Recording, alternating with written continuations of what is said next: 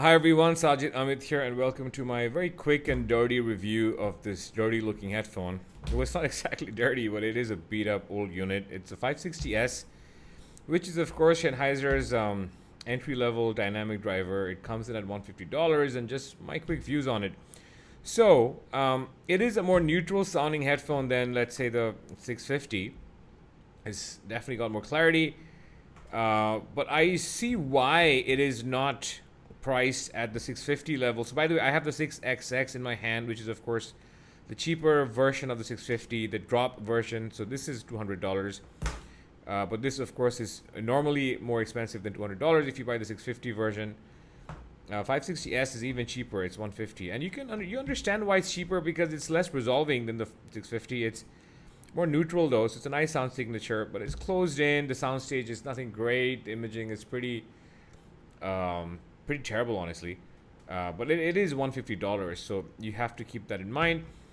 I would say that tonality wise, I might even prefer this to the HE400 SE, which is quite bright and piercing, and I didn't like the HE400 SE at all, I think, which is type of an entry level planar.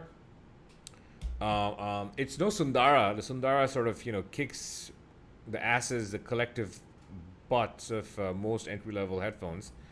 I feel the Sundara kicks the butt of the 650 as well, unless you tube it with an OTL, which I've talked about.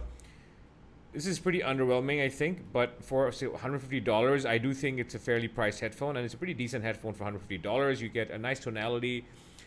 So the party trick of most Sennheiser headphones, I feel like, is wonderful timbre. So that stays true even for this. You get great vocal timbre.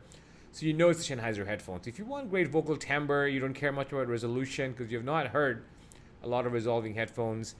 You don't care about soundstage and imaging and all that because you have not come across headphones that have great stage and imaging, then I think this could be well worth your money at $150, but it's pretty mediocre otherwise. So that's the 560S. Needless to say, I'm not impressed. And if I had to pick between this and the 400 SE, it would depend on whether I can withstand bright headphones, because if I can, I would pick the 400 SE. If I'm not able to withstand bright headphones, I would take this because this is a lot more, friendlier in its presentation. Although the 400 SE, I feel like, has better technical chops than this, especially in imaging and sound staging. I think it's far superior to this. But yeah, I mean, it's a safe tuning on this one, and pretty comfortable and sturdy and all that. For 400 SE does look very fallible and very fragile relative to this. So yeah, I mean, that's the 560S, guys. I wouldn't buy this, but if you've wondered about this, and if you want a cheap headphone, and if you want a friendly presentation with decent vocals and stuff, then this could be a useful entry-level headphone, but nothing spectacular, honestly. Thank you for watching, guys, and I'll see you in my next one. Bye bye.